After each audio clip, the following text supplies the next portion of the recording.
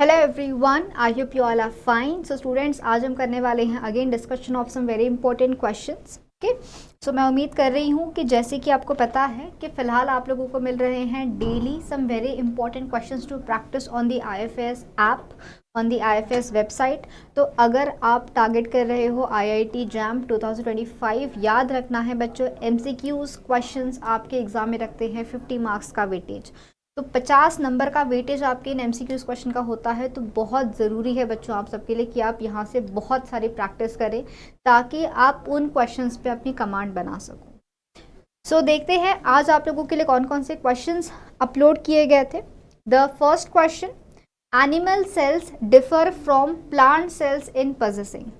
तो भाई क्या पूछा गया था? तो पूछा गया था कि भाई ऐसा कौन सा ऐसा कौन सा हमारा सेल ऑर्गेनल है जो हमको सिर्फ एनिमल सेल्स में देखने को मिलेगा, प्लांट सेल्स में देखने को नहीं मिलेगा। तो कौन सा है? यहाँ से बोला गया है animal cells differs from plant cells in possessing, मतलब एनिमल सेल के पास ऐसी कौन सी एक एक्स्ट्रा चीज़ है जो प्लांट सेल्स के पास नहीं होती है।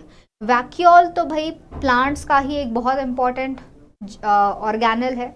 वैक्यूल इज दैट ऑर्गेनल जहाँ पे प्लांट हर चीज़ को स्टोर करके रखता है, चाहे शुगर्स को स्टोर करना हो, चाहे और कोई एसिड हो, कोई भी केमिकल, कोई भी कंपाउंड को स्टोर करना हो, तो everything can be stored in the vacuole by the plant sales. अगर हम बात करते हैं बच्चों इन गोल्जी बॉडीज़ की, तो Golgi bodies again are present both in plants as well as in animals, क्योंकि गोल्जी ही तो है जहाँ पे प्रोटीन की सॉर्टिंग की जाएगी। They are synthesized in the ER और in the cytosol and then Golgi में उनकी अल्टीमेट सॉर्टिंग देखने को मिलती है। प्लास्टिड्स, ये प्लांट का ही फीचर है, ना ही एनिमल सेल का फीचर है।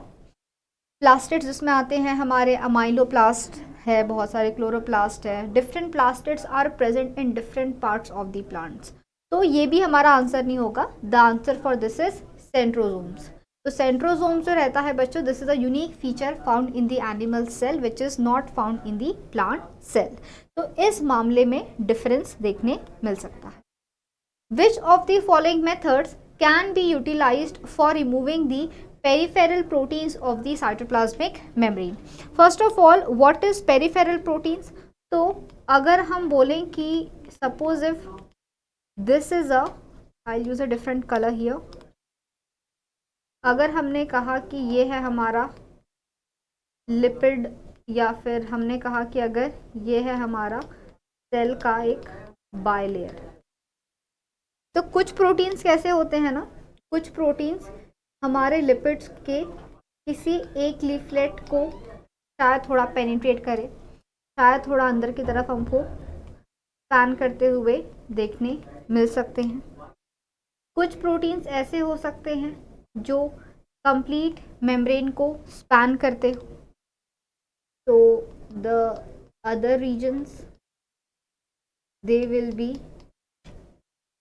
Of simply the lipid bilayer, somewhat like this.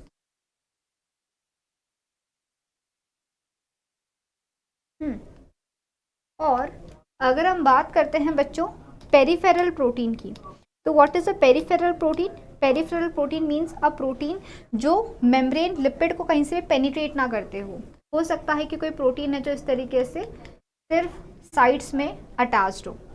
ये usually electrostatic interactions, ionic weak interactions के साथ में अटैच रहते हैं टू दी सेल मेम्ब्रेन, क्योंकि हमारा सेल मेम्ब्रेन का जो फॉस्फेट ग्रुप है वो वहाँ प्रेजेंट रहता है।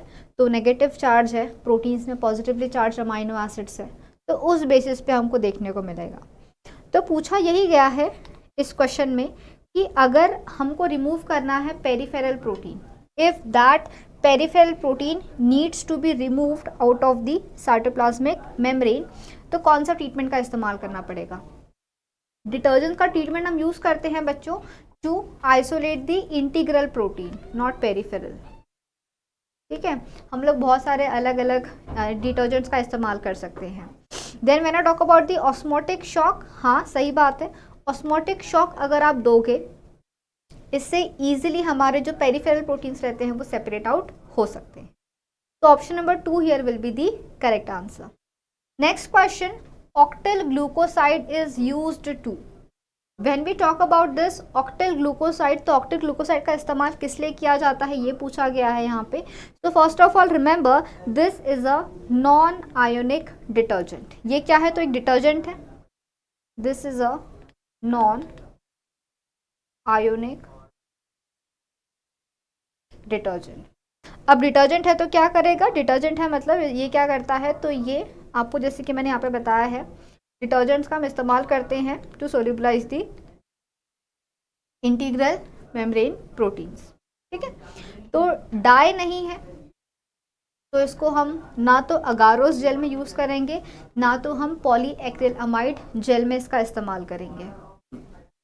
Stabilise the membrane lipids, not exactly, lipid को तो स्टेबिलाइज नहीं करेगा, बट हाँ ये ज़रूर क्या कर सकता है, इसको हम इस्तेमाल करते हैं to solubilize the membrane proteins, more preferably remember integral proteins.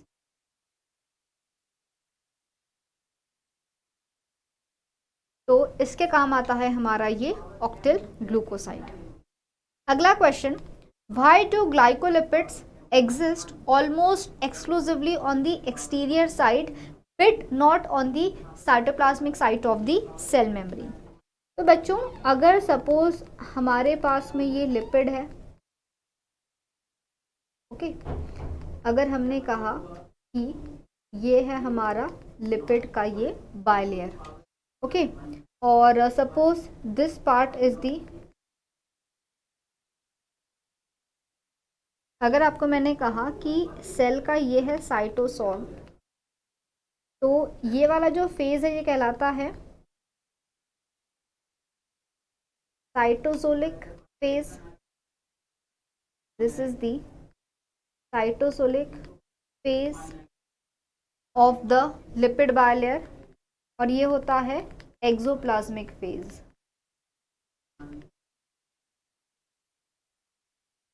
ठीक है, जो बाहर की तरफ का है वो क्या कहलाएगा बच्चों, तो ये कहलाएगा हमारा exoplasmic phase of the lipid bilayer.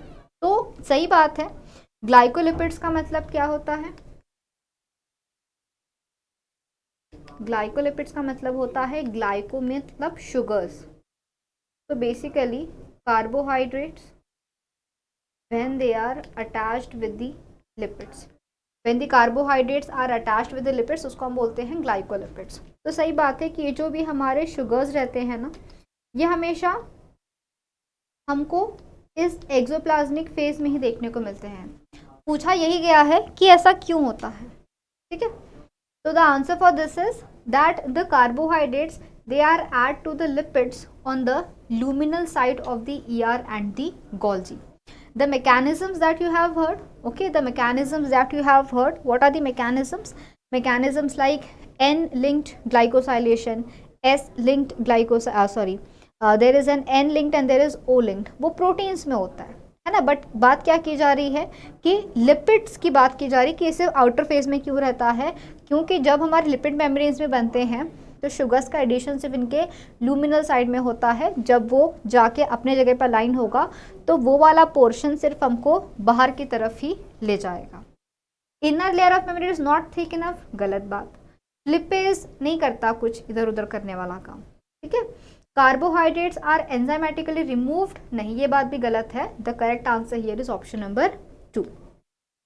गैलेक्टोलिपिड्स are found in the membranes of, याद रखना है लिपिड्स बहुत सारे टाइप के होते हैं, स्फिंगोसिन बेस्ड लिपिड होता है, फॉस्फोलिपिड्स होते हैं, ग्लिसरॉल बेस्ड लिपिड्स होते हैं, स्फिंगोसिन बेस्ड लिपिड्स होते हैं, फॉस्फोलिपिड्स होते हैं, गैलेक्टोलिपिड्स होते हैं। तो गैलेक्टोलिपिड्स का मतलब क्या होगा, तो इनमें फैटी एसिड की चेन रहेगी, प्लस इसमें शुगर भी अटैच रहेगा।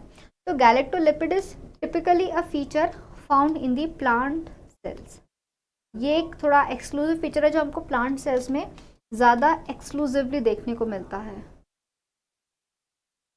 ठीक है, so answer for this will be option number 3, that is the chloroplast. Okay, so I hope the questions is clear to everyone. याद रखना है बच्चों 98th डे है ऑलरेडी हमारा, तो बहुत बस 2 दिन की बात है, फिर आपके पूरे 500 क्वेश्चंस कंप्लीट हो जाएंगे यहाँ पे। अगर आपने इतनी प्रैक्टिस भी कर ली है तो बहुत बढ़िया जा रहे हो आप अपनी प्रिपरेशन की जर्नी में। ओके, तो अगर आपने बाकी के पहले के कुछ क्वेश्चंस पेंडिंग होंगे तो ज़रूर जाके उनको सॉल्व कीजिएगा। याद रखना है डे 1 से लेके सारे क्वेश्चंस अवेलेबल है वेबसाइट के ऊपर में। So you have to visit the website ifsonline.com और वहाँ जाके सारे क्वेश्चंस को खुद से ट्राई करें, उसके बाद ही यहाँ पे आके उसका सोल्यूशंस भी देखें। See you all soon. Have a great day and a very happy learning to all.